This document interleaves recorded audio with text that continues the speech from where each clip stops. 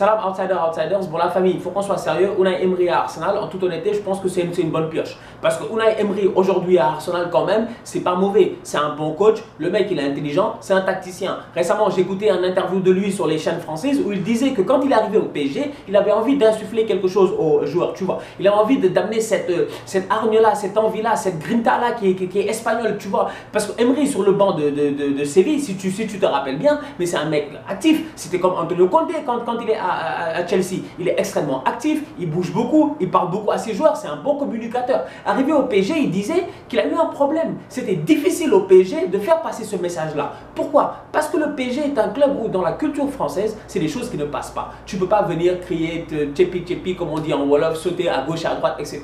Non, ça ne marche pas dans la culture française, tu vois. Comme il disait que c'est une culture beaucoup plus raffinée, beaucoup plus classe, etc. Et donc du coup, derrière, quand tu regardes ça, tu te dis qu'il a dit qu'il a été obligé de s'adapter. Il a été obligé de s'adapter aux joueurs du PSG. Il a été obligé de s'adapter à la culture parisienne un peu. Et finalement, lui qui voulait instaurer son 4-2-3-1 qu'il avait au niveau de Séville, qui était un 4-2-3-1, mais qui était extrêmement explosif parce qu'il sortait très très vite, il n'a pas pu. Il a été obligé de passer en 4-3-3, de faire comme ce qu'a fait Laurent Blanc sur les 2 dernières années et finalement, il n'a pas réussi. Donc en fait, je te dis que amener ta marque, c'est-à-dire amener la marque Emery, donc amener ta marque dans un club comme le Paris Saint-Germain, c'est très très compliqué. Parce qu'aujourd'hui, c'est un vestiaire de stars et eux, ils ont un seul objectif, c'est gagner la Ligue des Champions.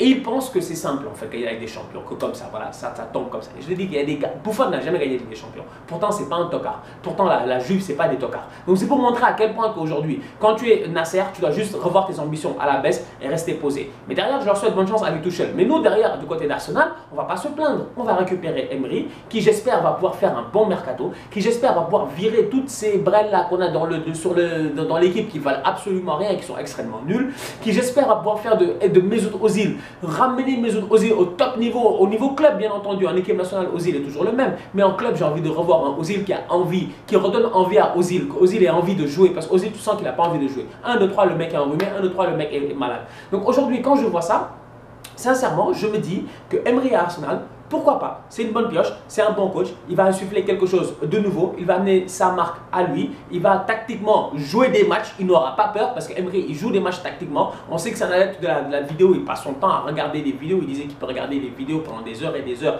de ses adversaires. C'est bien en première ligue, tu en auras un pagaille, tu as des vrais adversaires là-bas, t'inquiète pas, c'est fini le temps de Toulouse, Guignon, je sais pas, Ajaccio, etc. C'est mort ça, c'est terminé. Bienvenue en première ligue, là où tu as du Manchester City, du Manchester United, du Liverpool, du Chelsea, etc.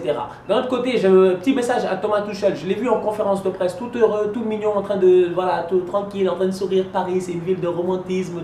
Mon gars, les journalistes français là, reste posé, reste calme. Parce que je te dis une chose est certaine, là en ce moment, ils sont en train de t'applaudir, etc., etc. Quand tu vas perdre à Ajaccio l'année prochaine, ils vont te démonter.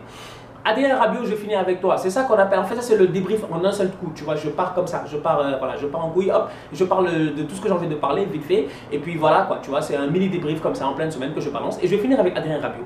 Adrien Rabiot, il a de la chance, il s'appelle Adrien Rabiot. Sincèrement, on va être honnête, si Adrien Rabiot n'était pas Adrien Rabiot et qu'il s'appelait Moustapha Rabiot ou qu'il s'appelait Ben Rabiot, en toute honnêteté, ou même Ousmane Rabiot, ou même Amadou Rabiot, il serait dans une merde extraordinaire en ce moment. Ce que Rabiot a fait, c'est pas possible. On t'appelle en sélection, on appelle 23 plus 7 réservistes. Il n'y a personne qui se tait. C'est vrai que ça fait mal d'être réserviste. Parce que c'est nul. Tu vas à Clairefontaine, tu t'ennuies là-bas pendant 10 jours, tu sais que tu ne vas pas en Coupe du Monde, mais tu es obligé d'accompagner le groupe. C'est vrai, ça fait mal. Mais toi, tu as 23 ans, mon gars. Tu as 23 ans, tu viens de commencer à jouer au foot avant-hier. On t'appelle pour ta première Coupe du Monde, tu es réserviste, tu te fâches.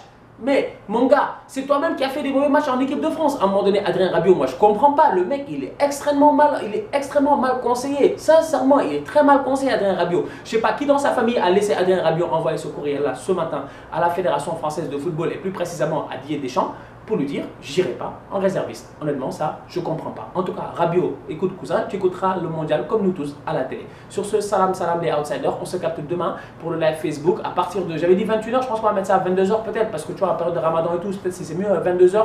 Voilà, donc demain, on se capte pour un live Facebook, ça va être cool, ça va être chaud, tous ensemble, tous outsiders.